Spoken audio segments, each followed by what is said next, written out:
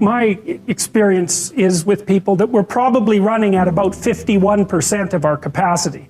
Something, I mean, you can think about this yourselves. I often ask undergraduates how many hours a day you waste or how many hours a week you waste, and the classic answer is something like 4 to 6 hours a day. You know, inefficient studying, watching things on YouTube that not only do you not want to watch, that you don't even care about, that make you feel horrible about watching after you're done. That's probably 4 hours right there. You know, you think, well, that's 25 hours a week, it's 100 hours a month, that's 2.5 full work weeks, it's half a year of work weeks per year. And if your time is worth $20 an hour, which is a radical underestimate, it's probably more like 50 if you think about it in terms of deferred wages. If you're wasting 20 hours a week, you're wasting $50,000 a year. And you are doing that right now. And it's because you're young, wasting $50,000 a year is a way bigger catastrophe than it would be for me to waste it, because I'm not going to last nearly as long. And so if your life isn't everything it could be, you could ask yourself, well, what would happen if you just stopped wasting the opportunities that are in front of you? You'd be who knows how much more efficient. 10 times more efficient. 20 times more efficient. That's the Pareto distribution. You have no idea how efficient people get. It's completely, it's off the charts. Best thing you can do is teach people to write, because there's no difference between that and thinking. And one of the things that just blows me away about universities is that no one ever tells students why they should write something. It's like, well, you have to do this assignment. Well, why are you writing? Well, you need the grade. It's like, no, you need to learn to think. Because thinking makes you act effectively in the world. Thinking makes you win the battles you undertake. And those could be battles for good things. If you can think and speak and write, you are absolutely deadly. Nothing can get in your way. So that's why you learn to write. It's like, and I can't believe that people aren't just told that. It's like, it's the most powerful weapon you can possibly provide someone with. And I mean, I know lots of people who've been staggeringly successful and watched them throughout my life. I mean, those people, you don't want to have an argument with them. They'll just slash you into pieces. And then not in a malevolent way. It's like, if you're going to make your point and they're going to make their point, you better have your points organized, because otherwise you are going to look like and be an absolute idiot. You are not going to get anywhere. And if you can formulate your arguments coherently and make a presentation, if you can speak to people, if you can lay out a proposal, God, people give you money, they give you opportunities, you have influence. Make it a schedule and stick to it. Okay, so what's the rule with the schedule? It's not a bloody prison. That's the first thing that people do wrong. They say, well, I don't like to follow a schedule. It's like, well, what kind of schedule are you setting up? Well, I have to do this, then I have to do this, then I have to do this, you know, and then I just go play video games, because who wants to do all these things that I have to do? It's like, wrong. Set the schedule up so that you have the day you want. That's the trick. It's like, okay, I've got tomorrow. If I was going to set it up so it was the best possible day I could have, practically speaking, what would it look like? Well, then you schedule that, and obviously there's a bit of responsibility that's going to go along with that, because if you have any sense, one of the things that you're going to insist upon is that at the end of the day, you're not in worse shape than you were than at the beginning of the day, right? Because that's a stupid day. If you have a bunch of those in a row, you just dig, you dig yourself a hole and then you bury yourself in it. It's like, sorry, that's just not a good strategy. It's a bad strategy. So maybe 20% of your day has to be responsibility and obligation, or maybe it's more than that, depending on how far behind you are. But even that, you can ask yourself, okay, well, I've got these responsibilities. I have to schedule the things in. What's the right ratio of responsibility to reward? And you can ask yourself that, just like you'd negotiate with someone who is working for you. It's like, okay, you got to work tomorrow. Okay, so I want you to work tomorrow. And you might say, okay, well, what are you going to do for me that makes it likely that I'll work for you? Well, you could ask yourself that, So maybe you do an hour of responsibility, and then you play a video game for 15 minutes. I don't know, whatever turns your crank, man. But you know, you have to negotiate with yourself and not tyrannize yourself. Like you're negotiating with someone that you care for, that you would like to be productive and have a good life. And that's how you make the schedule. It's like, and then you look at the day and you think, well, if I had that day, that'd be good. Great. You know, and you're useless and horrible, so you'll probably only hit it with about 70% accuracy, but that beats the hell out of 0. Right? And if you hit it even with 50% accuracy, another rule is, well, aim for 51% the next week, or 50.5% for God's sake, or because you're going to hit that position where things start to loop back positively and spiral you upward. Well, and if we all got our act together collectively and stop making things worse, because that's another thing people do all the time. Not only do they not do what they should to make things better, they actively attempt to make things worse because they're spiteful or resentful or arrogant or deceitful or homicidal or genocidal, or all of those things all bundled together in an absolutely pathological package. If people stopped really trying just to make things worse, we have no idea how much better they would get just because of that. So there's this weird dynamic that's part of the existential system of ideas between human vulnerability, social judgment, both of which are major causes of suffering, and the failure of individuals to adopt the responsibility that they know they should adopt. It isn't merely that your fate depends on whether or not you get your act together and to what degree you decide that you're going to live out your own genuine being. It isn't only your fate. It's the fate of everyone that you're networked with. And so, you know, you think, well, there's 9 billion, 7 billion people in the world. We're going to peak at about 9 billion, by the way, and then it'll decline rapidly, but 7 billion people in the world, and who are you? You're just one little dust mote among that 7 billion, and so it really doesn't matter what you do or don't do, but that's simply not the case.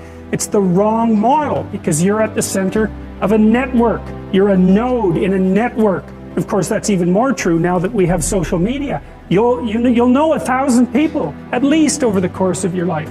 And they'll know 1,000 people each, and that puts you one person away from 1 million, and 2 persons away from 1 billion. And so that's how you're connected, and the things you do, they're like dropping a stone in a pond. The ripples move outward, and they affect things in ways that you can't fully comprehend, and it means that the things that you do and that you don't do are far more important than you think.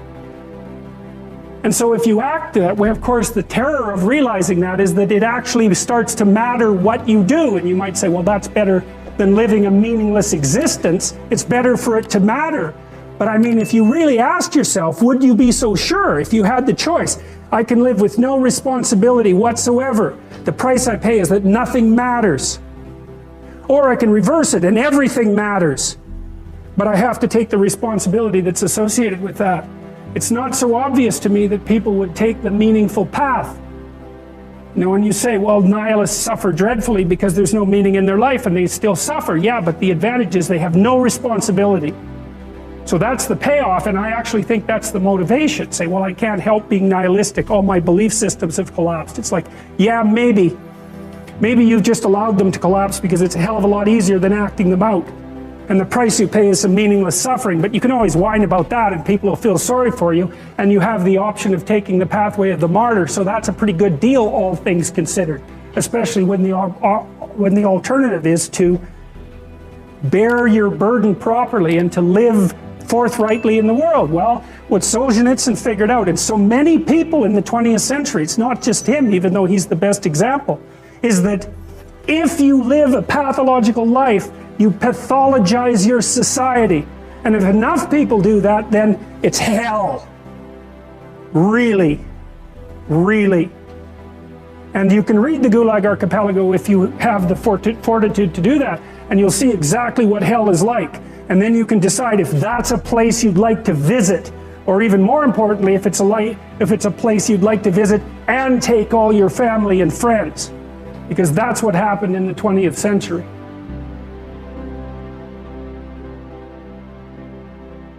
No one can live without a routine. You just forget that. If you guys don't have a routine, I would recommend, like, you get one going, because you cannot be mentally healthy without a routine. You need to pick a time to get up. Whatever time you want, but pick one and stick to it, because otherwise you dysregulate your circadian rhythms and they regulate your mood. Plan a life you'd like to have. And you do that partly by referring to social norms. That's more or less rescuing your father from the belly of the whale. But the other way you do that is by having a little conversation with yourself about, as if you don't really know who you are, because you know what you're like. You won't do what you're told. You won't do what you tell yourself to do. You must have noticed that. It's like you're a bad employee and a worse boss, and both of those work, for you. You don't know what you want to do, and then when you tell yourself what to do, you don't do it anyways. You should fire yourself and find someone else to be. But my point is that you have to understand that you're not your own servant, so to speak. You're someone that you have to negotiate with, and you're someone that you want to present the opportunity of having a good life to. And that's hard for people because they don't like themselves very much. So, they're always like cracking the whip and then procrastinating, and cracking the whip and then procrastinating. And it's like, God, it's so boring and such a pathetic way of spending your time. I think what you have to do, and this is part of humility, is you have to look around you within your sphere of influence, like the direct sphere of influence, and fix the things that announce themselves as in need of repair. But one of the main reasons that people don't get what they want is because they don't actually figure out what it is. And the probability that you're going to get what would be good for you, let's say, which would even be better than what you want, right? Because, you might be wrong about what you want easily, but maybe you could get what would really be good for you. Well, why don't you? Well, because you don't try. You don't think, okay, here's what I would like if I could have it. And I don't mean in a way that you manipulate the world to force it to deliver you goods for status or something like that. That isn't what I mean. I mean something like, imagine that you were taking care of yourself like you were someone you actually cared for. And then you thought, okay, I'm caring for this person. I would like things to go as well for them as possible. What would their life have to be like in order for that to be the case? Well, people don't do that. They don't sit down and think, all right, let's figure it out. You've got a life. It's hard, obviously. It's like 3 years from now, you can have what you need. You got to be careful about it. You can't have everything. You can have what would be good for you, but you have to figure out what it is, and then you have to aim at it. Well, my experience with people has been if they figure out what it is that would be good for them, and then they aim at it, then they get it. And it's strange because it's a strange thing. It's not quite that simple because, you may formulate an idea about what would be good for you, and then you take 10 steps towards that, and you find out that your formulation was a bit off, and so you have to reformulate your goal. So you're kind of going like this as you move towards the goal. But a huge part of the reason that people fail is because they don't ever set up the criteria for success. And so, since success is a very narrow line and very unlikely, the probability that you're going to stumble on it randomly is 0. And so there's a proposition here, and the proposition is, if you actually want something, you can have it. Now the question then would be, well, what do you mean by actually want? And the answer is that you reorient your life in every possible way to make the probability that will occur as certain as possible. And that's a sacrificial idea, right? It's like, you don't get everything. Obviously. But maybe you can have what you need. And maybe all you have to do to get it is ask. But the asking isn't a whim or today's wish. It's like, you have to be deadly serious about it. You have to think, okay, like, I'm taking stock of myself. And if I was going to live properly in the world, and I was going to set myself up such that being would justify itself in my estimation, and I don't mean as a harsh judge, exactly what is it that I would aim at? Sit on your bed one day and ask yourself, what remarkably stupid things am I doing on a regular basis to absolutely screw up my life? And if you actually ask that question, but you have to want to know the answer, right? Because that's actually what asking the question means. It doesn't mean just mouthing the words. It means you have to decide that you want to know. You'll figure that out so fast it'll make your hair curl.